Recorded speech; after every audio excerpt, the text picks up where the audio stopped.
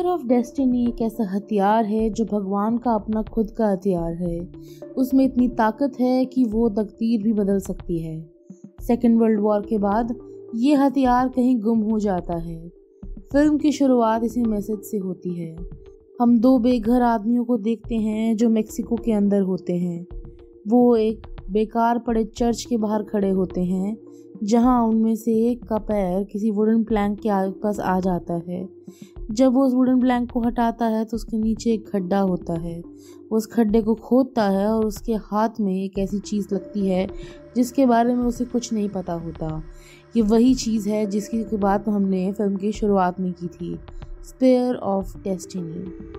वो बहुत सालों से जर्मन नाजी फ्लैग के नीचे कवर्ड नीचे दबा हुआ था और किसी को भी इस बारे में कोई खबर नहीं थी। अचानक से वो आदमी एक अजीब सी आवाज़ सुनता है उसके सामने और उस डायरेक्शन में चलने लगता है। जैसे ही वो आगे बढ़ता है, एक ज़ोरदार टक्कर में गाड़ी उससे भिड़ जाती है। कंपेनियन के रोकने के बाद भी वो आदमी नहीं रुका होता क्योंकि वो किसी और के वश में होता है। हम देखते हैं कि जो उसका दोस्त है उसे लगता है कि वो मर गया है, लेकिन सरप्राइजिंगली इतने तेज़ धमाके के बाद गाड़ी के परखच्चे उड़ने पर भी वो आदमी का बाल भी बांका नहीं होता। हम देखते हैं कि वो आदमी गिरता है और उसके हाथ पर एक निशान बन जाता है। इसके बाद कहानी जो है लॉस एंजलिस में जगह लेती है, जो कि मेक्सिको से काफ़ी दूर है। उसके बाद हम देखते हैं कि एक औरत जो है अपने कमरे में जा रही होती है चाय का कप लेकर, लेकिन जैसे ही वो दरवाजे को खोलती है, अंदर का सीन देखकर वो घबरा जाती है। उसकी बेटी सीलिंग से उल्टी लटकी हुई होती है और वो किसी भयानक डीमन के वश में होती है। इस भयानक सीन को देखकर वो औरत चिल्लाने लगती है और उसकी चिल्लाने की आवाज़ पूरे बिल्डिंग में गूंजती है। और उसके बाद हम देखते हैं कि बाहर गेट के एक टैक्सी आकर रुकती है। बिल्डिंग के गेट के बाहर पहले एक आधी सिगरेट दिखती है और फिर गाड़ी से निकलता है एक आदमी जो है एक बहुत बड़ा तांत्रिक है। इस तांत्रिक का नाम जॉन कॉन्स्टेंटीन होता है, जो एक आम आदमी की तरह ही दिखता है, लेकिन भूतों को उसके नाम से भी डर लगता है। पहले वो अंदर आता है और आते ही दूसरी सिगरेट को जलाता है और फिर वो मिलता है फादर हेनेसी से। फादर हेनेसी ही हैं जिसने कॉन्स्टेंटीन को यहाँ बुलाया होता है उस लड़की के अंदर के डीमन को बाहर निकालने के लिए। वो डीमंस जो हैं असल में हेल के अंदर रहते हैं और उनका बाहर आना मना है। लेकिन ये अजीब सी बात सुनकर कॉन्स्टेंटीन सीधा उस लड़की के पास पहुंच जाता है, जिसे एक काले घने कमरे के अंदर चेन्स के साथ बांधा हुआ होता है। वो आकर पर्दों को हटाता है और सीधा सनलाइट उस लड़की के चेहरे पर पड़ती है, जिससे उसके अंदर का डीमन जाग जाता है।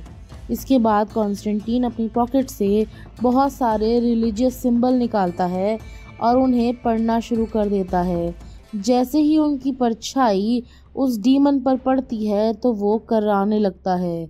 वो डीमन उसे मारना चाहता है, लेकिन कॉन्स्टेंटीन उस लड़की के ऊपर आकर बैठ जाता है और उसके कानों में कुछ कहता है।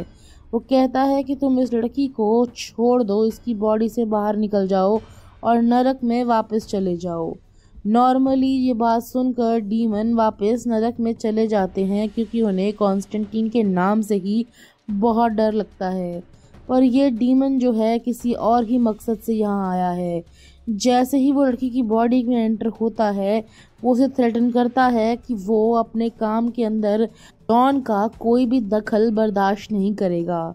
लेकिन कॉन्स्टेंटीन इस बात को सुनने के बाद भी डरता नहीं है। वो अपना सिंबल उस लड़की के फोरहेड पर चिपका देता है और मंत्र पढ़ना शुरू करता है। लड़की के अंदर का डीमन इमीडिएटली बाहर आने लगता है और जलने लगता है। वो इतनी ज़ोर से कराता है और अचानक से सब कुछ रुक जाता है। शायद कॉन्स्टेंटीन ने उसे वापस हेल में भेज दिया है, लेकिन लड़की अभी भी बेहोश है। ये देखकर कॉन्स्टेंटीन बहुत परेशान हो जाता है और वो उसके चेहरे के पास आता है। जैसे ही वो नज़दीक आता है, वो जो लड़की आधी मरी हुई सी लगती है, बिल्कुल ऐसा लगता है कि जैसे अपने प्राण त्याग चुकी होती है। लेकिन अगले ही पल एक बहुत तेज़ आवाज़ से लड़की के अंदर से वो डीमन बाहर निकलने की कोशिश करता है और उसी गर्दन को फाड़कर बाहर निकलने के लिए प्रयास करता है। लेकिन वो उसे वापस अंदर डाल देता है। कॉन्स्टेंटीन ये सारी सिचुएशन को देखकर परेशान हो जाता है। उसके मुक्के से इस बार तो वो वापस चला जाता है, लेकिन कॉन्स्टेंटीन समझ जाता है कि ये कोई आम डीमन नहीं है बल्कि बहुत ही सीरियस मैटर है। कॉन्स्टेंटीन फटाफट 3 फीट लंबा शीशा मंगाता है और वो वहाँ पर खड़े हुए लोगों से कहता है कि इस ग्लास विंडो को तोड़ दिया जाए। सीधा वो मिरर को उस लड़की के ऊपर लगा के रखता है और रोप से लटका देता है ताकि वो मिरर को खिड़की से बाहर फेंक कर गिरा सके। अब उसके बाद वो जो लोग उसके ऊपर मिरर पकड़ के खड़े होते हैं लड़की के, उनसे कहा जाता है कि आप अपनी आंखें बंद कर लीजिए, और इमीडिएटली वो लड़की की भी आंखें बंद कर देता है और मंत्र पढ़ना शुरू करता है। इसके दौरान एक आदमी अपनी आंखें चुपके से खोल लेता है और डीमन को देखने की कोशिश करता है और वो एकदम से ही बिल्कुल बूढ़ा हो जाता है। अब डीमन जो है वो बाहर वाली दुनिया में आने की कोशिश कर रहा होता है, लेकिन उसकी आंखें बंद होती हैं तो उसे कुछ नज़र नहीं आता। कॉन्स्टेंटीन लगातार मंत्रों का उच्चारण करता हुआ आगे बढ़ता है और जैसे ही वो उसका हाथ डीमन की शक्ल से हटाता है तो डीमन ऊपर खड़े हुए मिरर को देखता है और उससे बाहर निकल जाता है और सीधा मिरर में कैद हो जाता है। अब कॉन्स्टेंटीन कैप्चर्ड डीमन को मारना चाहता है, हेल में वापस भेजना चाहता है, इसलिए उसे उस मिरर को तोड़ना ज़रूरी है। लेकिन फादर जो हैं वो उसका रोप पुल करने के बाद भी उस मिरर को विंडो में फंसा देते हैं और वो बाहर नहीं निकल पाता। इस वजह से कॉन्स्टेंटीन खुद कोशिश करता है कि वो उसे निकाल दे। दूसरी तरफ डीमन जो है मिरर को ऑलमोस्ट तोड़ के बाहर निकल ही रहा होता है कि कॉन्स्टेंटीन अपनी पूरी जान की ताकत लगाकर उस मिरर को बाहर फेंकता है और वो विंडो से बाहर निकलकर एक टैक्सी पर चकनाचूर हो जाता है और डीमन वापस नरक में चला जाता है। वो लड़की जो है अब पोजीशन से फ्री हो जाती है। कॉन्स्टेंटीन ने आखिरकार एक और डीमन को वापस नरक में भेज दिया होता है, लेकिन इस बार कॉन्स्टेंटीन के अंदर कुछ बदलाव नज़र आता है। वो समझता है कि ये कोई और ही बड़े खतरे का संकेत है। इनफैक्ट जो रूल हैं हेवन और हेल के, उनके हिसाब से एंजल और डीमन ह्यूमन बॉडी के अंदर नहीं आ सकते और उन्हें ये करना वर्जित है। तो किसी डीमन का किसी ह्यूमन की बॉडी से ह्यूमन वर्ल्ड में आना बहुत ही अजीब बात है। ये सोचकर कॉन्स्टेंटीन काफ़ी वरीड होता है, लेकिन वो बाहर खड़ी पिक्चर को देखकर हैरान रह जाता है। दीवार पर एक पिक्चर लगी है जिसमें स्पीयर ऑफ डेस्टिनी लगा हुआ होता है और उसे देखकर वो अपने आप के बारे में कुछ सोचता है और उसे लेकर वहाँ से चला जाता है। बाहर निकलता है तो वो फादर से बात करता हुआ उस बिल्डिंग से बाहर निकलता है, लेकिन उसे पता नहीं चलता कि एक अनजान आदमी उसका पीछा कर रहा है। वो कॉन्स्टेंटीन पर नज़र रख रहा है, लेकिन कॉन्स्टेंटीन का ध्यान उस तरफ नहीं है। वो बिल्डिंग के बाहर निकलता है और फादर हेनेसी जो कॉन्स्टेंटीन के एक अच्छे दोस्त हैं उसे बताते हैं कि उसे कुछ अजीब सी आवाज़ें सुनाई दे रही हैं। उन लोगों की आवाज़ें जो मारे गए हैं और वो इन आवाज़ों से डर रहा है। उनसे डरते हुए वो अल्कोहल का सहारा ले रहा है ताकि उसे वो आवाज़ें सुनाई ना दें। और कॉन्स्टेंटीन उसे कहता है कि उसे ये आवाज़ें सुनने की बहुत ज़रूरत है। जब भी वो ये आवाज़ें सुने तो आसमान की तरफ देखे और उनसे पूछे कि उसे क्या बताना चाहती हैं। फादर हेनेसी ने एक एम्यूलेट भी पहना होता है जो कवच का काम करता है ताकि उनको कोई बुरी शक्ति छू ना सके। कॉन्स्टेंटीन उनसे वो कवच भी उतरवा लेता है और कहता है कि आप ईवल पावर्स को भी अपने तक आने दें और उनकी आवाज़ें भी सुने ताकि आपको पता चले कि ये सब आपसे क्या कहना चाहती हैं। इसके बाद वो अपने घर चला जाता है अपने टैक्सी ड्राइवर फ्रेंड के साथ। हम देखते हैं कि कुछ ही दूर एक चर्च के सामने एक लड़की अपने गुनाहों की माफ़ी मांग रही होती है। वो लड़की एक पुलिस इंस्पेक्टर होती है और 20 साल की ड्यूटी के अंदर उसने ये बात सीखी होती है कि जितने भी पुलिसमैन हैं उन्होंने अपना गन 1 या 2 बार से ऊपर बाहर नहीं निकाला होता, लेकिन इतनी जवान एज के अंदर भी उसने काफ़ी सारे डेंजरस क्रिमिनल्स को मारा होता है। वो कहती है कि उसे पता चल जाता है कि डीमंस कहाँ छुपे हुए हैं, क्रिमिनल्स के चेहरे कैसे दिखते हैं, किसे गोली मारनी है और किसे मौत के घाट उतार देना है। वो समझती है कि उसके साथ कुछ गलत है और उसके फादर को ये बात समझ नहीं आ रही है। फादर जो चर्च में होते हैं उसे कहते हैं कि उसने कोई क्राइम्स नहीं करे हैं। पॉसिबल है कि भगवान ने उसे कुछ दैवी शक्तियाँ दी हैं और किसी पर्पस से यहाँ भेजा है और उसे ये पावर जो क्रिमिनल्स को पहचानने के लिए मिली है उसे अपने घर में जगह दे देनी चाहिए, अपने दिल से उन चीज़ों को अपना लेना चाहिए। ये बात सुनकर उसके दिल को थोड़ी तसल्ली पहुंचती है और वो घर चली जाती है। जैसे ही वो घर आती है वो आकर अपने घर पीसफुली सो जाती है, लेकिन अचानक पैनिक में उठती है जब उसका नाम इज़ाबेल करके बुलाया जाता है। वो आसपास देखती है जैसे उसकी सांसें रुक गई हो। जैसे ही वो बाहर देखती है वो पता चलता है कि अपने बेड में नहीं बल्कि वो एक हॉस्पिटल के बेड में उठी है। वो खड़ी होती है, बेड से बाहर भागती है और सीधा बिल्डिंग की रूफ पर पहुंच जाती है। वहाँ एज पे खड़ी होकर वो अपने हाथों की तरफ देखती है और वो स्ट्रेंज मार्क उसके हाथों पर लग जाता है जो उस होमलेस आदमी के हाथों पर भी था, जिसके हाथ में स्पीयर ऑफ डेस्टिनी था। वो अपना हॉस्पिटल टैग उतारती है, उसे हवा में फेंकती है और नीचे कूद जाती है। जैसे ही वो नीचे कूदती है वो शीशा टूटता है और वो पानी की क्लेयर के अंदर से सीधा तालाब में गिर जाती है और उसके बाद उसकी मौत हो जाती है हॉस्पिटल के अंदर ही। जैसे ही ये होता है तो वो अपनी नींद से उठ जाती है। ये देखकर वो आसपास देखकर घबरा जाती है।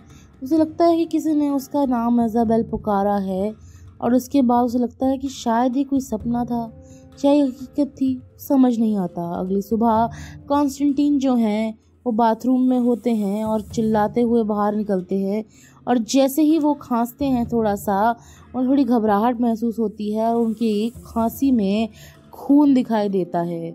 इसके बाद वो सीधा उस हॉस्पिटल में पहुंच जाते हैं, वहाँ पर इज़ाबेला की लाश को देखा था। कॉन्स्टेंटीन जो हैं उन्हें पता चलता है कि बहुत ज़्यादा स्मोक करने की वजह से उन्हें स्टेज 4 कैंसर है और अब वो बहुत ही जल्दी मरने वाले हैं। इसका ना कोई ट्रीटमेंट है ना ही कोई दवाई। कॉन्स्टेंटीन ये सुनकर बेहद परेशान हो जाते हैं और वो कहते हैं कि कोई और तरीका नहीं है मुझे बचाने का, लेकिन वो डॉक्टर बोलती हैं कि अब उन्हें मरना ही होगा क्योंकि कैंसर अब ठीक नहीं हो सकता। कॉन्स्टेंटीन जो किसी से नहीं डरते, भूतों से भी नहीं, उन्हें अचानक से मौत से डर लगने लगा है। कॉन्स्टेंटीन कहते हैं कि मैं एक और सिगरेट जला रहा हूँ और डॉक्टर के सामने ही सिगरेट जलाकर वहाँ से टशन में निकल जाते हैं।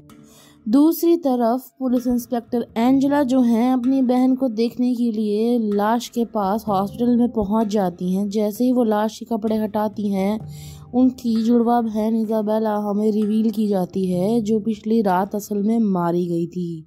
एंजेला ने सपना नहीं देखा था बल्कि ये उसकी जुड़वा बहन इज़ाबेला ही थी जो ऑब्स्टेट्रिक हॉस्पिटल के अंदर ट्रीटमेंट ले रही थी और साइकियाट्रिक वार्ड में थी। एंजेला को पिछले रात उसने बताने की कोशिश की थी कि वो मरने वाली है और एंजेला तक वो एविडेंस पहुंचाने की कोशिश कर रही थी।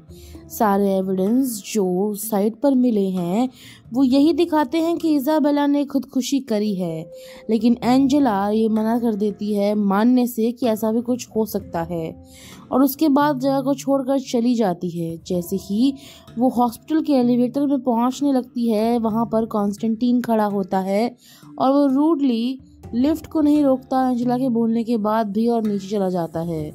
इसके बाद हम देखते हैं कि हमें होमलेस मैन दिखाया जाता है जिसके हाथ में स्पीयर ऑफ डेस्टिनी है और अब वो मैक्सिकन बॉर्डर को जंप कर कर अमेरिका में पहुंच चुका है।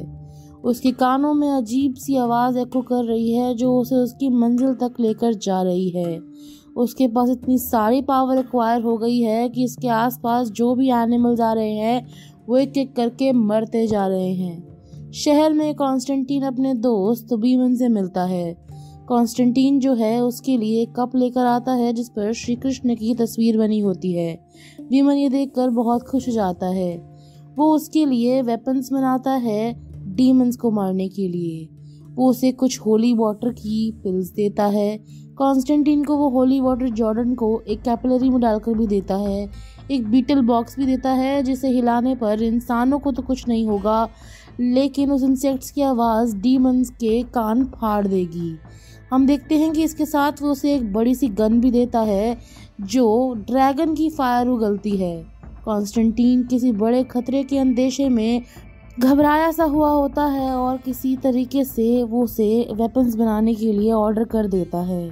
कॉन्स्टेंटीन बीमन से कहता है कि कोई बड़ा खतरा इस वर्ल्ड के अंदर आने वाला है और एक डीमन ने एक लड़की की बॉडी के थ्रू वर्ल्ड में एंटर करने की कोशिश की थी। वो इन्वेस्टिगेट करने के लिए उससे कुछ इन्फॉर्मेशन बोलता है ढूंढने के लिए और उसके बाद वो चर्च चला जाता है उसी टैक्सी वाले दोस्त के साथ। चैस, जो उसका बहुत ही इंटेलिजेंट दोस्त है, टैक्सी चलाता है और उसी की तरह तांत्रिक बनना चाहता है। कॉन्स्टेंटीन उसे चर्च के बाहर रुकने के लिए कहता है और चर्च में अकेले चले जाता है। वहाँ उसे एंजेला फिर से मिलती है। एंजेला और वो दोनों चर्च में अपनी अपनी गाड़ियों में आए होते हैं और एंजेला कॉन्स्टेंटीन को रोकती है और उससे अपनी लिफ्ट वाली आर्गुमेंट के बारे में बोलती है। एंजेला जो है फिर उसके बाद फादर से मिलने चली जाती है और कॉन्स्टेंटीन आगे बढ़ जाता है। एंजेला यहाँ पर फादर से बात करने आई है क्योंकि उसकी सिस्टर के फ्यूनरल की बात यहाँ पर होनी है। वो कहती है कि खुदकुशी को क्रिश्चियनिटी में पाप माना जाता है, तो चर्च ने मेरी बहन के अंतिम संस्कार के लिए यहाँ पर परफॉर्म करना मना कर दिया है। और एंजेला फादर को समझाने की कोशिश करती है कि एंजेला की बहन ने खुदकुशी नहीं की है क्योंकि वो स्ट्रांगली क्रिश्चियनिटी में मानती थी और वो ऐसी बात कभी नहीं कर सकती।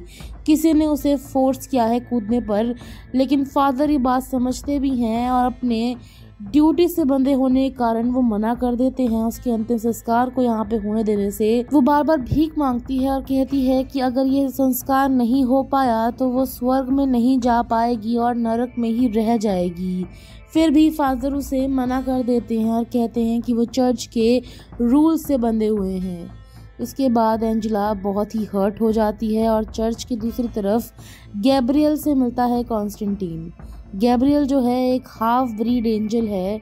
वो हाफ ब्रीड एंजल ही पैदा हुई थी। ये वो ह्यूमंस हैं जिन्हें अपने अच्छे कर्मों की वजह से भगवान से कुछ एंजेलिक पावर्स मिल जाती हैं वरदान के तौर पर।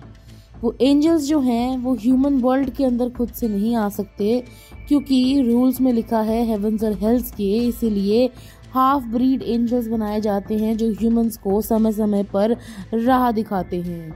दूसरे ही तरीके से सेटन यानी शैतान ने भी ह्यूमंस के साथ हाफ डीमंस भी बनाए हैं ताकि वो लोग पाप को आगे बढ़ा सकें। ये लोग भी इंसानों की तरह ही नज़र आते हैं, लेकिन कॉन्स्टेंटीन के पास साइकिक पावर्स हैं जिससे वो एंजेलिक पावर्स को और डीमनिक पावर्स को देख सकता है।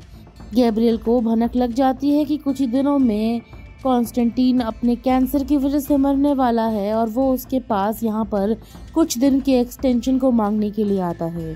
गैब्रियल उसे फिर भी कहती है कि वो उसके पावर में नहीं है और ये सुनकर कॉन्स्टेंटीन और भी ज़्यादा वरिड हो जाता है। इनफैक्ट कॉन्स्टेंटीन वहाँ पर खड़ा होकर कहता है कि उसने अपने पास्ट में एक ऐसा बुरा काम किया है कि उसे मरने के बाद हेल ही नसीब होगी और वो इस चीज़ से बचना चाहता है। इसी चक्कर में वो लोगों की मदद करता है उन्हें डीमन से बाहर निकाल के बचाने के लिए, ताकि गॉड उसके सिंस को माफ़ कर दें और उसे हेवन में जाने के लिए फ्री कर दें। जिसके लिए गैब्रियल उसे कहती है कि कॉन्स्टेंटीन ये दूसरों की भलाई के लिए नहीं करता बल्कि अपने ही स्वार्थ के लिए करता है, तो वो चाहे जितना मर्जी अच्छा काम कर ले, मरने के बाद उसे भगवान नर्क में ही भेजेंगे। गैब्रियल की स्टेटमेंट सुनने के बाद कॉन्स्टेंटीन निराश होकर बाहर आ जाता है। कॉन्स्टेंटीन और एंजेला दोनों ही बहुत ज़्यादा डिसअपॉइंटेड होते हैं। चर्च से बाहर आकर दोनों स्वर्ग का रास्ता ढूंढ रहे होते हैं। कॉन्स्टेंटीन फ्रस्ट्रेटेड होकर बारिश में अकेले पैदल ही चला जाता है। उसका टैक्सी ड्राइवर दोस्त चैस उसे आवाज़ें मारता रहता है, लेकिन कॉन्स्टेंटीन नहीं रुकता। उसी समय एंजेला को अचानक से पता चल जाता है कि उस आदमी का नाम कॉन्स्टेंटीन है। उसी रात फादर हेनेसी जो हैं अपने घर पर बैठकर न्यूज़पेपर्स पढ़ रहे होते हैं और न्यूज़पेपर में सर्च करते वक्त उन्हें उनका हाथ कॉन्स्टेंटीन की तरह बताई गई बातों में उन न्यूज़पेपर पर आता है जहां पर मौतों की खबरें आई होती हैं। जैसे जैसे उनका हाथ चलता है उन्हें आवाज़ें आती हैं जो मौत से रिलेटेड होती हैं। ये करते करते उनका हाथ एक न्यूज़ पर आ जाता है जिसमें इजाबेला की मौत के बारे में लिखा होता है। ये एंजेला की बहन होती है जिसकी डेथ की खबर साइक वार्ड की कॉलम में लिखी होती है।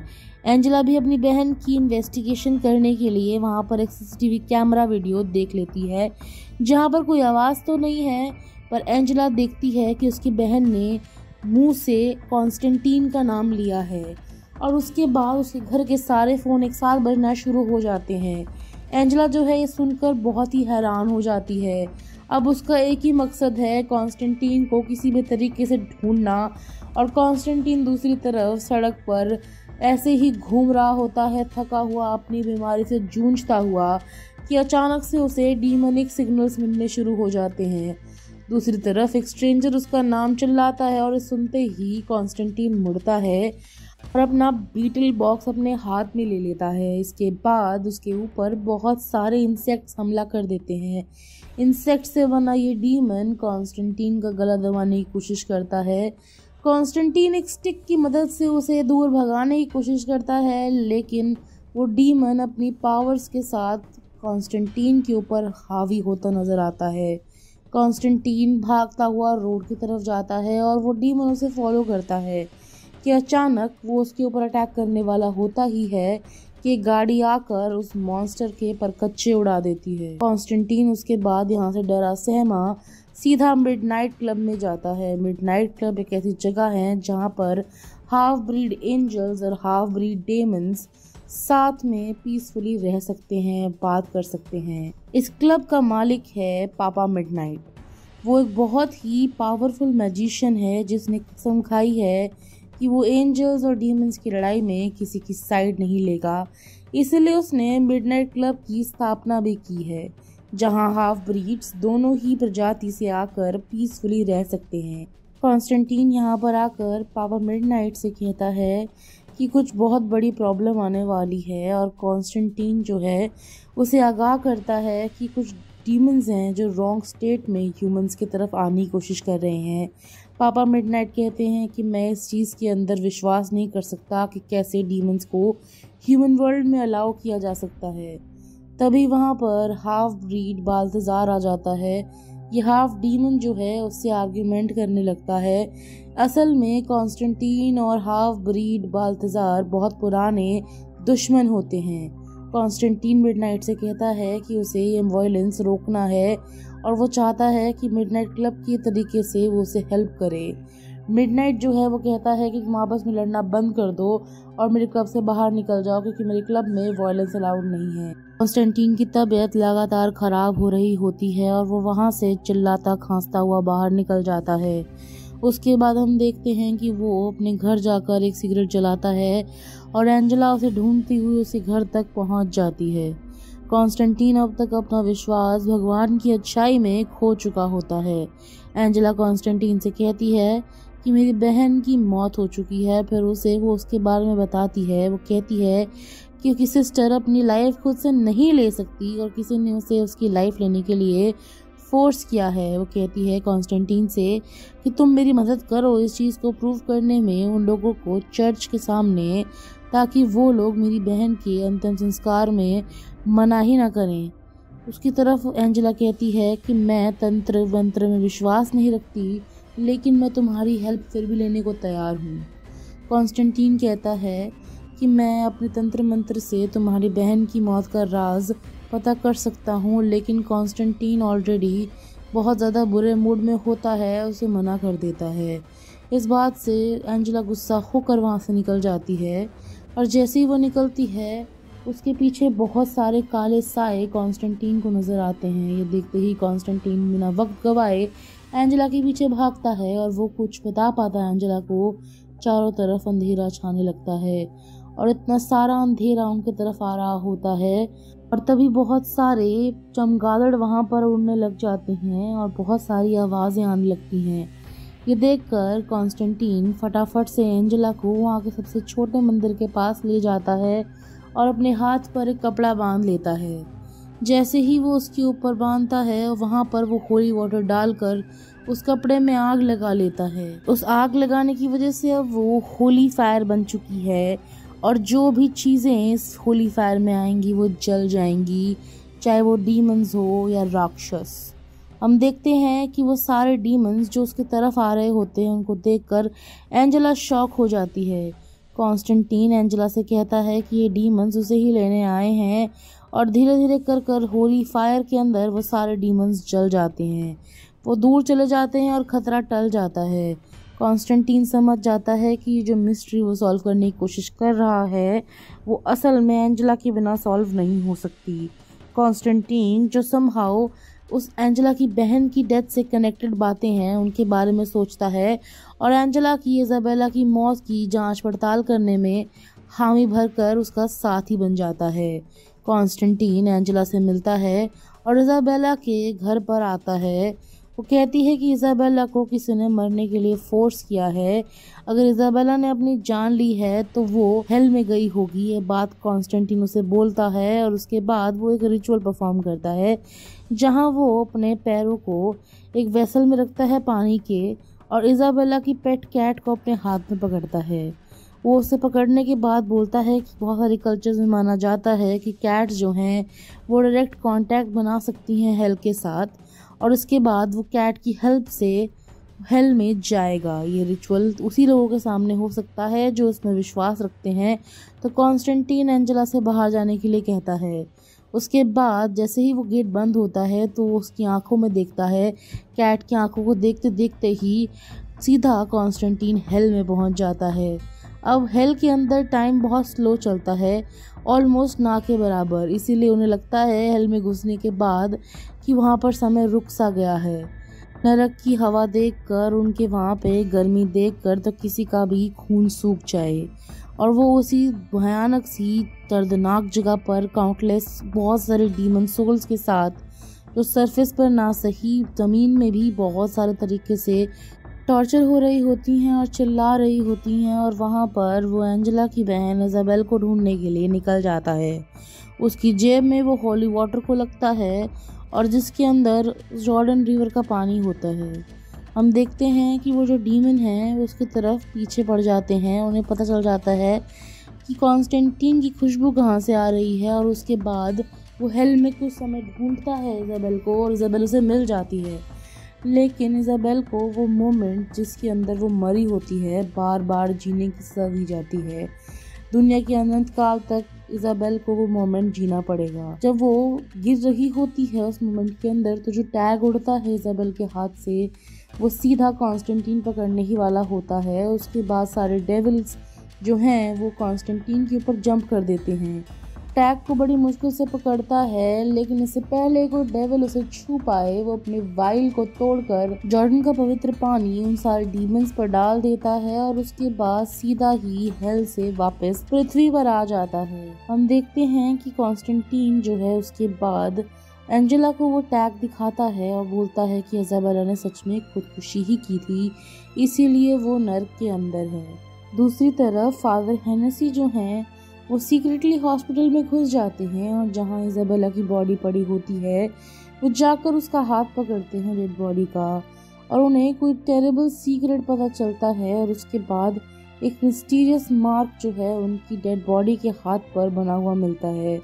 ये देखने के बाद फादर हेनेसी बहुत रेस्टलेस हो जाते हैं, उनकी सांस बंद हो जाती है। वो अपने आप को काम करने की कोशिश करते हैं और अपने बैग में से पानी की बोतल के साथ जो शराब की बोतल पड़ी होती है उसे बाहर निकालते हैं, लेकिन शराब की बोतल में से कुछ नहीं निकलता।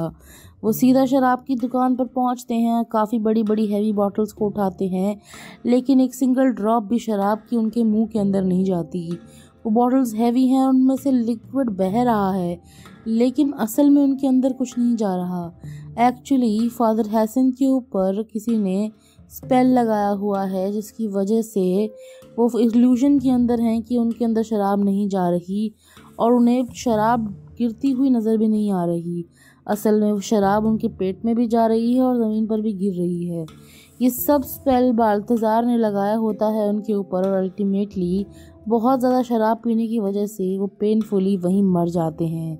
लेकिन मरने से पहले फादर एक क्लू कॉन्स्टेंटीन के लिए छोड़ जाते हैं।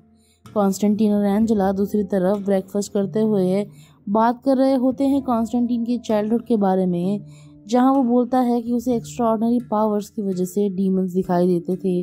डीमंस उसे डराया करते थे, इसलिए उसने अपने पेरेंट्स को बताई ये बात और कॉन्स्टेंटीन के पेरेंट्स को लगा कि वो पागल है और उसकी बात ना मानकर उसे हॉस्पिटल भेज दिया गया। हॉस्पिटल के अंदर कोई उसकी बात को समझ नहीं रहा था, सब लोगों ने उसे पागल समझ लिया था और इस सब चीज़ों से परेशान होकर उसने अपने आप को मारने की कोशिश की। लेकिन कॉन्स्टेंटीन इससे पहले मर पाता वो हेल के अंदर गया और उसके सिन के टाइम पर हेल में 2 मिनट के अंदर उसे तकरीबन 100 साल बिताने पड़े और 100 साल अनबेरेबल है पेन झेलने के बाद उसे वापस रिटर्न कर दिया गया वर्ल्ड के अंदर। और तब से ही वो एंजल्स और डीमंस में मानता है। कॉन्स्टेंटीन खुद एक क्राइम कमिट कर चुका है, तो वो जानता है कि जब वो मरेगा तो वो सीधा नरक में जाने वाला है। इसीलिए कॉन्स्टेंटीन लोगों की मदद करता है डीमंस को वापस हेल में भेज के, ताकि वो भगवान को प्लीज कर सके और भगवान उसकी बात को एक्सेप्ट करके उसे एंजल्स के साथ हेवन में भेज दे। कॉन्स्टेंटीन की कहानी सुनने के बाद एंजेला उसे एक सच्चाई बताती है उसकी बहन के बारे में। वो कहती है कि उसकी बहन भी बचपन से डीमंस को देख सकती थी, कोई भी उसकी बात पे बिलीव नहीं करता था। इस वजह से उसकी जो बहन है वो भी इसी तरीके से फंस गई।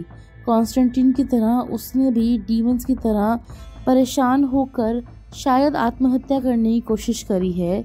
फिर तभी एंजेला को कॉल आता है और वो कॉन्स्टेंटीन के साथ लिकर की शॉप में चली जाती है, जहां फादर एनसी मरे हुए थे थोड़ी देर पहले। कॉन्स्टेंटीन उनकी दोस्त की मौत पर बहुत उदास हो जाता है और फादर के खून वाले हाथ को देखता है, जहां फादर ने उसके लिए एक क्लू छोड़ा, एक मार्क जो फादर ने अपने हाथ पर मरने से पहले ड्रॉ किया।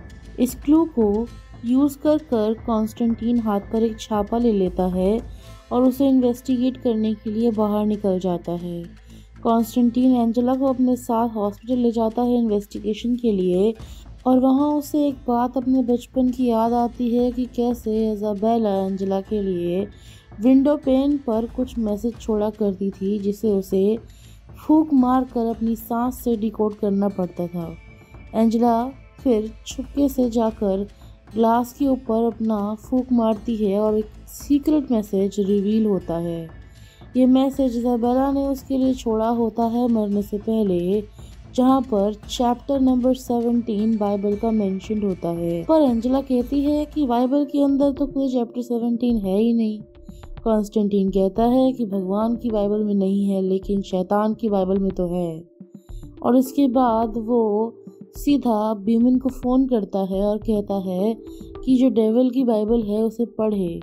एंजेला इस बात को सुन के सरप्राइज हो जाती है। उसके बाद वो उस बुक को पढ़ता है जिसके अंदर बाइबल शैतान के अंदर लिखा होता है कि जो फादर हैं हेल के, उनका एक प्रिंस है मेमून। जो फादर हैं हेल के, उनका नाम लूसीफर है, और लूसीफर के जो पिता हैं जिन्हें स्लेवरी करने के लिए हेल में रखा गया था, वो अपनी अर्थ पर अपना एम्पायर बनाना चाहते थे, लेकिन वो ऐसा कर नहीं सके क्योंकि वो फिजिकली इस सोल्यूशन को नहीं निकाल पाए। मैमून अब अर्थ पर आना चाहता है और इस तरीके से वो पूरी दुनिया पर राज करना चाहता है। बाइबल में ही उसका सोल्यूशन भी लिखा है कि कैसे वो ज़मीन और आसमान को पार कर कर यहाँ पर आ सकता है।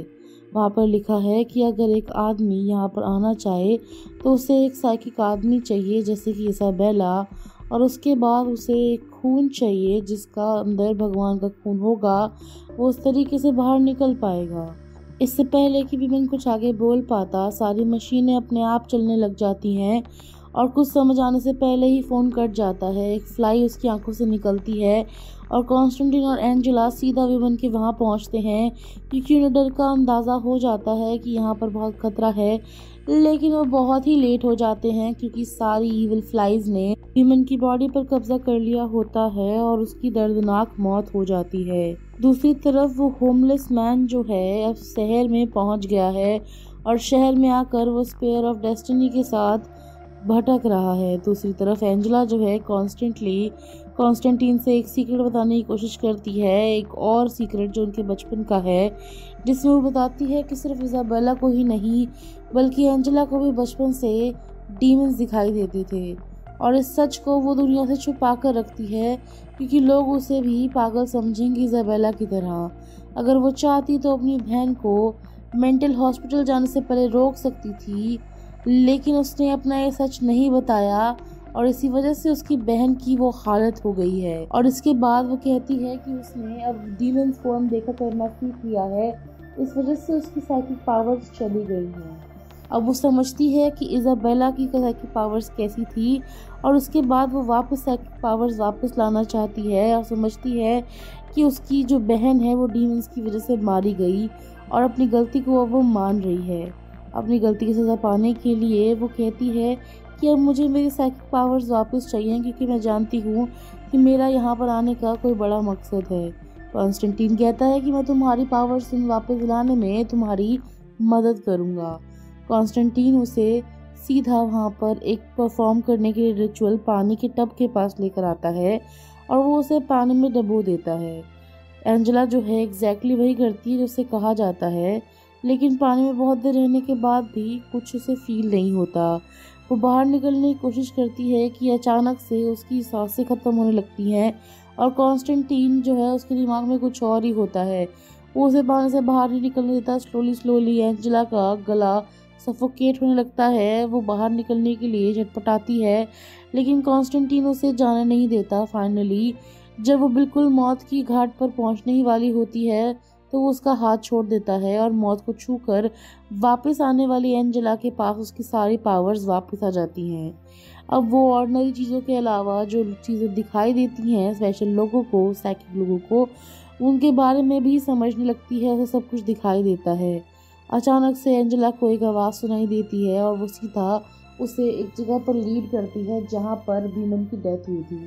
जैसे ही वो वहाँ पहुँचती है तो वहाँ उसे एक कॉइन दिखाई देता है जो वो उसी तरीके से कॉन्स्टेंटीन को पकड़ाती है, जिससे उसे पता चल जाता है कि ये कॉइन किसी और का नहीं बल्कि हाफ डीमन बाल्थाजार का है, जिसने कॉन्स्टेंटीन के सारे दोस्तों को मारा है। इसके बाद कॉन्स्टेंटीन जो है बहुत गुस्से में आता है, अपने सारे वेपन्स को बाहर निकालता है और बाल्थाजार को मारने के लिए निकल जाता है। बिल्डिंग के नीचे बाल्थाजार के घर के पास, जहां बाल्थाजार अपने आप को शीशे में देख रहा होता है, वो गाड़ी के अंदर बैठा हुआ एंजेला से बात करता है। वो उसे वो तैलिस्मैन जो फादर ने पहना हुआ था पहनाता है ताकि डीमंस उससे दूर रहें। हम देखते हैं कि बाल्थाजार अपने चेहरे को देख रहा होता है अपार्टमेंट में कि अचानक से कॉन्स्टेंटीन उस पर ड्रैगन ब्रेथ गन से अटैक कर देता है और उसके बाद उस पर होली वाटर स्प्रिंकल कर देता है, जिसकी वजह से बाल्थाजार का डीमन फॉर्म उसे साफ साफ दिखाई देता है। कॉन्स्टेंटीन जो है वो उसे पूछता है कि यहाँ पर डीमंस लैंड में एंटर करने की कोशिश क्यों कर रहे हैं, तो बाल्थाजार जवाब देने की बजाय उस पर अटैक कर देता है और एक बहुत तेज लड़ाई छिड़ जाती है कॉन्स्टेंटीन और बाल्थाजार के बीच में। और अब देखते हैं कि एंजेला जो है गाड़ी में बैठी हुई बहुत इम्पेशेंट होती जाती है। उसका सब्र का बांध टूट जाता है और वो सीधा अपनी जैकेट गाड़ी में छोड़कर कॉन्स्टेंटीन को ढूंढने चली जाती है। वो जैकेट के साथ वो तावीज़ भी गाड़ी में छोड़ जाती है जो उसे पहनाया गया था और उसे पहनना भूल जाती है। बाल्थाजार जो है वो ओवर पावर करने की कोशिश करता है कॉन्स्टेंटीन को कि अचानक से कॉन्स्टेंटीन अपने होली नकल्स बाहर निकालता है और उसे पंजा मारता है, जिसकी वजह से वो बिखर कर गिर जाता है। कॉन्स्टेंटीन जो है उसे थ्रेटन करता है कि मैं तुम्हें वापस हेल में भेज दूंगा अगर तुमने मेमोन की बात नहीं बताई। अगर मेमोन किसी तरीके से अर्थ पर आ रहा है तो तुम्हें मुझे वो तरीका बताना होगा, वरना मैं तुम्हारा बहुत बुरा हाल करूँगा। फिर उसके बाद कहते हैं कि मेमोन जो है अर्थ पर आ रहा है गॉड के ब्लड के साथ। बाल्थाजार बोलता है कि उनको एक वेपन चाहिए जिससे गॉड के बेटे को मारा गया, जिसे सैटर्न के बेटे को वापस लाया जा सकता है, जिसका मतलब ये कि जो स्पीयर ऑफ डेस्टिनी है वही है जिसके ऊपर गॉड का ब्लड लगा हुआ है। हम देखते हैं कि इन्फॉर्मेशन देखने के बाद कॉन्स्टेंटीन जो है वो टाइम में वापस जाने के बारे में सोचता है कि इससे पहले वो कुछ कर पाता है। एंजेला वहाँ आ जाती है। ये देखकर बाल्थाजार बहुत खुश हो जाता है और उसके बाद उसका जो एम था एंजेला को यहाँ तक लाने का वो पूरा हो जाता है। वो फ्रीडम से कहता है कि मैं एंजेला को आपके पास ले आया हूँ और एंजेला खुद ही यहाँ आ गई है। ये सुनकर कॉन्स्टेंटीन बाल्थाजार को एक ही गन शॉट से टुकड़े टुकड़े में कन्वर्ट कर देता है और बाल्थाजार मर जाता है। और वो एंजेला को लेकर वहाँ से बाहर निकलता है और कहता है कि सन ऑफ गॉड जीसस जो हैं उन्हें सूली पर चढ़ाकर मारा नहीं गया था, बल्कि क्रूसीफाई होने की बजाय उन्हें एक सोल्जर ने बाद में खंजर भोंक कर मारा था और वो जो हथियार जिससे मारा गया था उस पर ब्लड ऑफ जीसस लगा हुआ है। और अब सैटर्न की मदद से वो वेपन यूज़ करके मेमून जो है अर्थ पर वापस आने की कोशिश कर रहा है। ये कहते ही वो वहाँ से एंजेला को लेके बाहर निकलने लगता है। बाल्थाजार जो है कहता है मदमरी हालात में कि उसने अपनी ड्यूटी को पूरी कर दी है, अब उसे एक न्यू लाइफ वापस मिलनी चाहिए। लेकिन उसे न्यू लाइफ देने की बजाय एक एंटिटी उसे बिल्कुल धुएं में उड़ा देती है। और उसके बाद कॉन्स्टेंटीन को याद आता है कि मेमून को करने के लिए कुछ भी यहाँ पर आने के लिए एक साइकिक आदमी की ज़रूरत भी पड़ेगी जो स्पेयर ऑफ डेस्टिनी के अलावा उसे चाहिए होगा। कॉन्स्टेंटीन रियलाइज़ करता है कि पहले वो इंसान इज़ाबेल थी और इज़ाबेल को ये बात पता चल जाती है कि मैमून है जो अर्थ पर आने चाहते हैं। इस वजह से वो अपने आप को सैक्रिफाइस कर देती है ताकि मैमून ना आ सकें। और अब एंजेला, जिसने अपनी पावर्स को वापस रिगेन कर लिया है, मैमून का अगला शिकार है। इतने में वो कुछ कह पाता, एंजेला को पीछे से एक स्ट्रॉन्ग पुल महसूस होता है और वो कुछ करने से पहले ही हवा में उड़ती हुई पीछे की तरफ चली जाती है। कॉन्स्टेंटीन उसका पीछा करने की कोशिश करता है लेकिन वो बहुत दूर निकल चुकी होती है। कॉन्स्टेंटीन जो है, अब उसके पास एक ही तरीका है एंजेला को ढूंढने का, तो वो सीधा मिडनाइट क्लब पहुंचता है और पापा मिडनाइट से कहता है कि मैं तुम पर अपनी गन चला दूंगा और मिडनाइट जो है अपनी चेयर मुझे दे दे और उस चेयर की मदद से मैं एंजेला को ढूंढ लूँगा। जो पापा मिडनाइट हैं वो उसे रिफ्यूज़ कर देते हैं चेयर देने से और कहते हैं कि मैं यहाँ पर सिन और वर्च्यू के बीच में बिल्कुल कुछ चूज़ नहीं करने वाला हूँ, मुझे पावर पुण्य के चक्कर में नहीं फंसना है। कॉन्स्टेंटीन इसके बाद से बहुत गुस्सा हो जाता है, लेकिन इससे पहले वो कुछ कर पाता, पापा मिडनाइट उस पर अटैक कर देते हैं और कहते हैं कि मैं तुम्हें मार भी सकता हूँ और तुम्हें बर्बाद भी कर सकता हूँ, लेकिन मैं तुम्हें छोड़ रहा हूँ, इसलिए तुम यहाँ से चले जाओ। लेकिन उसके बाद जब कॉन्स्टेंटीन उसे बताता है कि फादर हेनेसी और विमेन का खून हो चुका है, इसी वजह से पापा मिडनाइट रुक जाते हैं और उसके बाद वो उसे कहते हैं कि मैं बहुत उदास हूँ क्योंकि विमेन और फादर हेनेसी दोनों ही मेरे दोस्त हैं। तो वो अग्री कर देते हैं कि वो कॉन्स्टेंटीन की हेल्प करेंगे उस चेयर तक पहुंचने के लिए। वो चर्च के अंदर जाते हैं और वहाँ पर वो इलेक्ट्रिक चेयर पर बैठता है और फादर उसे शॉक देते हैं। मिडनाइट के शॉक के बाद कॉन्स्टेंटीन एक दूसरी सुपरनैचुरल दुनिया में पहुंच जाता है, जहां उसे वो आदमी दिखाई देता है जो बेघर है और अब स्पीयर ऑफ डेस्टिनी से एंजेला को मारने वाला है और एंजेला के शरीर की मदद से ही मैमून हेल से वापस अर्थ पर आ जाएगा। हम देखते हैं कि ये प्लान डिस्कवर करने के बाद वो उस जगह को देखता है जहाँ पर होमलेस मैन ये रिचुअल परफॉर्म करने वाला है और वो आदमी जाकर कॉन्स्टेंटीन को पकड़े रखा होता है कि मिडनाइट सुपरनैचुरल वर्ल्ड से उसे बाहर खींच लेता है। दूसरी तरफ हम देखते हैं कि बाहर निकला हुआ कॉन्स्टेंटाइन अपने टैक्सी ड्राइवर दोस्त के साथ वहाँ पर पहुँच जाता है और कुछ होली वाटर प्रिपेयर करता है। उसका फ्रेंड चास उसकी हेल्प करता है उन ऐसी बुलेट्स को बनाने में जो डेस्टिनेशन पर पहुंचकर वेपन्स का काम करेंगी। इसके बाद वो उसी हॉस्पिटल में पहुंच जाते हैं जहां एंजेला पहली बार अपनी बहन की मौत की वजह से आई थी।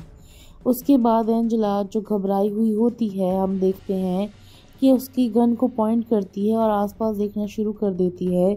होमलेस मैन जो है पानी में से बाहर निकलता है और एंजेला को पुश करना शुरू करता है। दूसरी तरफ कॉन्स्टेंटीन और चार्ल्स जो हैं वो हॉस्पिटल पहुंच जाते हैं। इसके बाद हम देखते हैं कि उनका प्लान होता है डीमंस को डिफीट करने का, लेकिन वो सबसे पहले ऊपर जाकर पानी की टंकी में होली क्रॉस डाल देते हैं। उसके बाद कॉन्स्टेंटीन जो है नीचे आते हैं तो उन्हें एक आर्मी दिखती है जो डीमन पोजेस्ड लोगों की होती है। कॉन्स्टेंटीन जो है यहाँ पर उन लोगों को देखते हैं और समझ जाते हैं कि ये सब लोग मैमून को यहाँ पर अपना एम्पायर एस्टैब्लिश करने में मदद करने के लिए आए हैं। कॉन्स्टेंटीन उन्हें अप्रोच करता है और चेयर पर चढ़ जाता है और उन्हें धमकी देता है कि अगर वो लोग हेल में वापस नहीं गए तो वो उनकी बात नहीं सुनकर अपने आप की बर्बादी को बुला रहे हैं। कॉन्स्टेंटीन जो है लाइटर से फायर अलार्म को ऑन कर देता है और जैसे ही वहाँ पानी बहना शुरू होता है वो सारे डीमंस दर्द से कराहने लगते हैं और जलने लगते हैं क्योंकि वो पानी होली क्रॉस की वजह से होली हो चुका होता है। कॉन्स्टेंटीन फिर एक एक करके सारे डेविल्स को मार देते हैं। अब हम ये देखते हैं कि उसने सारे डेविल से लोगों को बचा तो लिया, लेकिन एंजेला दूसरी तरफ पानी में डूब रही होती है क्योंकि वो होमलेस मैन उसे पानी में डुबो के रखता है। अब सारे डेविल्स एक तरफ और उसके पीछे से कॉन्स्टेंटीन आता है, जहाँ से हम देखते हैं कि पीछे जो पानी के अंदर है किंग ऑफ हेल अपीयर हो जाता है और अब वो एंजेला के अंदर घुस जाता है। अब दूसरी तरफ कॉन्स्टेंटीन जो है ब्रिज पर पहुंचता है एंजेला की सर्च करता हुआ और उसे मैमून दिखता है जिसने अब एंजेला का कंट्रोल ले लिया है। कॉन्स्टेंटीन किसी तरीके से एंजेला को पकड़ के पानी से बाहर निकालता है और उसके बाद कॉन्स्टेंटीन जो है एंजेला के अंदर से उस भूत को बाहर निकालने की कोशिश करता है और डेविल्स जो है उसकी बॉडी से बाहर निकलने की कोशिश करता है और वो सक्सीड हो ही रखा होता है। एक मोमेंट के अगले मोमेंट डेविल जो है एंजेला के पेट से बाहर निकलने की कोशिश करता है उसे फाड़ के। कॉन्स्टेंटीन उसे फिर रोकता है, फिर से मंत्रोच्चारण करना शुरू करता है, लेकिन सेटन की ये पावर उसके सामने इफेक्टिव नहीं पड़ती। इसीलिए साथ में चैस भी उसके साथ मंत्रोच्चारण करता है और अब उनकी शक्ति डबल हो जाती है, जिस वजह से डेविल डिसअपियर होने लगता है। ये देखकर कॉन्स्टेंटीन और कैस खुश हो जाते हैं, लेकिन इनविजिबल फोर्स जो है पीछे से कैस को खींचती है, ऊपर से नीचे रूफ पर पटकती है और चैस की मौत हो जाती है। हम देखते हैं कि कॉन्स्टेंटीन इस बात से बहुत गुस्सा हो जाता है और एक बहुत पावरफुल सिंबल को अपने हाथों से बनाकर वो उस एंटिटी को सामने आने के लिए कहता है। और जब हम एंटिटी को देखते हैं तो शॉक हो जाते हैं, क्योंकि ये एंटिटी कोई और नहीं बल्कि वो हाइब्रिड एंजल गैब्रियल है जो फिल्म की शुरुआत में दिखाई गई थी।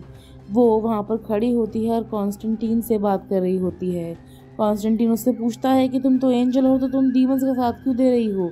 गैब्रियल कहती है कि भगवान ह्यूमन से प्यार करते हैं और उनके सारे सिंस को करने के बार बार होने के बाद भी माफ़ कर देते हैं। और गैब्रियल को ये बात ठीक नहीं लगती, तो वो कहती है कि भगवान के प्यार उन्हीं को मिलना चाहिए जो यहाँ पर अच्छे लोग हैं। इसलिए वो डीमंस का साथ दे रही है ताकि वो अर्थ पर तबाही मचा सके और फिर वही लोग बच जाएं जो अर्थ के ऊपर अच्छे और सच्चे लोग हैं, ताकि वो हेवन में जा सके, और जो बुरे लोग हैं वो सारे इस धरती पर रह सकें और सब लोग नष्ट हो जाएं। उसके बाद वो गुस्से में कॉन्स्टेंटीन को दूर फूंक मारकर फेंक देती है और एंजेला के पास पहुंच जाती है जो ज़मीन पर पड़ी हुई होती है। वो हंसने लग जाती है और गॉड से कहती है कि अब मुझे हेल्प चाहिए आपकी, लेकिन गॉड कुछ नहीं कहते हैं कि अचानक से हम देखते हैं कि कॉन्स्टेंटीन को एक आइडिया आता है। उसके सामने बहुत सारे ग्लास के पीस पड़े हुए होते हैं और अपने आप को वो ग्लास के पीस में देखता है। फिर उसके बाद वो जो वूंड होता है उसके हाथों पे, वो उसे क्रिएट करता है और स्लोली मरना शुरू कर देता है। दूसरी तरफ गैब्रियल जो है एंजेला के अंदर सेटन के बेटे मैमून को जिंदा कर चुकी होती है और स्पीयर ऑफ डेस्टिनी से उसे काटने ही वाली होती है कि अचानक से टाइम रुक जाता है। सडनली एक ब्लैक लिक्विड मड फॉलो करता है और एक ह्यूमन फिगर बन जाता है जिसने वाइट सूट पहना होता है और वो जो मड है उसके पैरों से चिपका हुआ होता है। यह आदमी कोई और नहीं बल्कि लूसीफर है जो हेल का किंग है। अब वो खुद आया है मरते हुए कॉन्स्टेंटीन को हेल ले जाने के लिए। हम देखते हैं कि कॉन्स्टेंटीन अपने आप को सैक्रिफाइस कर रहा है, इसलिए उसने हेल से लूसीफर को बुलाया है ताकि लूसीफर की मदद मांग सके। लूसीफर एक आखिरी सिगरेट कॉन्स्टेंटीन को उसके मुंह में जला कर देता है और स्मोक करते वक्त कॉन्स्टेंटीन उसे उसके बेटे मैमून की करतूतों के बारे में बताता है और गैब्रियल के बारे में बताता है। वो कहता है कि लूसीफर तुम्हारा बेटा गैब्रियल यूज़ करके अर्थ पर राज करना चाहता है। असल में लूसीफर भी यही करना चाहते थे, लेकिन वो रूल्स को फॉलो करते हैं हेवन और हेल के, इसलिए चुप रहे। लूसीफर गुस्सा हो जाते हैं इस बात को सुन के कि उनका बेटा ऐसा कुछ कर सकता है और ह्यूमन वर्ल्ड पे कब्जा करना चाहता है। तो लूसीफर कॉन्स्टेंटीन से कहते हैं कि तुम मुझे झूठ मत बोलो अपने आप को बचाने के लिए। तो वो कहता है कि दूसरे रूम में जाकर देख लो, तुम्हें सच पता चल जाएगा। जैसे ही ट्रूथ रिवील होता है एंजेला की बॉडी टिप के ऊपर होती है ब्लेड के और टाइम फिर शुरू हो जाता है। ये देखकर गैब्रियल बहुत गुस्सा हो जाती है कि लूसीफर ने उस पर अटैक कर दिया है और उसके बाद वो मैमून की हेल्प करने की कोशिश करती है। इसीलिए गॉड ने उसकी सारी पावर्स ले ली हैं और अब वो एक नॉर्मल इंसान है। लूसीफर जो है गैब्रियल पर अटैक करता है और अपने बेटे को वापस हेल में भेज देता है, जिस वजह से एंजेला की बॉडी बच जाती है। लूसीफर जो है फिर कॉन्स्टेंटीन के पास उसकी आखिरी ब्रेथ तक जाता है और लूसीफर जो है वो कॉन्स्टेंटीन की लाइफ को बख्शने की कोशिश करता है एक्सचेंज में इंफॉर्मेशन के, लेकिन कॉन्स्टेंटीन कहता है कि आप मेरी ये बात छोड़ें और एंजेला की बहन इजाबेला को वहाँ पे हेवन में भेज दें ताकि मैं हेल में रह जाऊँ। लूसीफर ये बात सुन के बहुत खुश हो जाते हैं। वो कॉन्स्टेंटीन को हेल ले जाने की कोशिश करते हैं क्योंकि वो बहुत खुश हैं कि कॉन्स्टेंटीन हेल में ही रहे। इमीडिएटली इजाबेला जो है वो हेवन में पहुंच जाती है। कॉन्स्टेंटीन फिर अपना आखिरी ड्रैग लेता है सिगरेट का और लूसीफर टाइम वेस्ट करे बिना लूसीफर को घसीटते हुए जानवरों की तरह हेल में ले जाने की कोशिश करते हैं कि अचानक से कॉन्स्टेंटीन की बॉडी इतनी हैवी हो जाती है कि लूसीफर जो है उसे पुल ही नहीं कर पाते। एक ब्राइट लाइट निकलती है और कॉन्स्टेंटीन को हेवन में ले जाती है। एक्चुअली कॉन्स्टेंटीन ने अपना सेल्फलेस काम करके अपने पापों को धो लिया है। एंजेला की बहन को बिना किसी पर्सनल कारण के उन्होंने हेवन में पहुंचा दिया जिस वजह से कॉन्स्टेंटीन को लूसीफर की जगह यहाँ पर हेवन में जगह मिली हुई है। लूसीफर की बात देखकर वो बहुत हंसने लग जाता है और लूसीफर को चढ़ाकर हेवन की ओर निकल जाता है। लेकिन लूसीफर इस बात से बहुत गुस्सा हो जाता है तो वो कॉन्स्टेंटीन को पकड़ लेता है, उसकी बॉडी से उसका कैंसर ही निकाल देता है जिस वजह से वो मरने वाला था।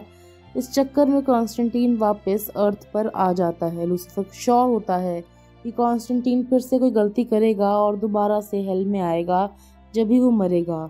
इसके बाद लूसीफर गायब हो जाता है और अब कॉन्स्टेंटीन और एंजेला दोनों की जान बच जाती है। दोनों वहाँ से निकल जाते हैं और गैब्रियल जो है पानी से बाहर निकलती है।